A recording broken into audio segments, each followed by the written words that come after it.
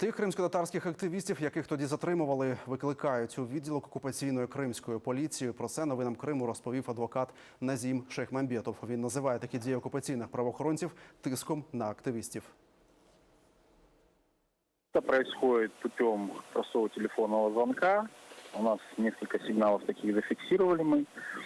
Мы предоставили этим гражданам необходимую юридическую консультацию и предоставили контакты адвокатов на случай, если их будут повторно вызывать в отделение полиции. Хочу отметить, что по сути процессуальных юридических оснований для опроса данных лиц на данный момент нет, поскольку в отношении их были проведены все необходимые процессуальные действия, их опросили, отобрали пояснения и как результат составили протокол об административном правонарушении. У Москві 10-11 липня російська поліція затримала кримських активістів. Їх звинуватили в організації або проведенні неузгодженого мітингу.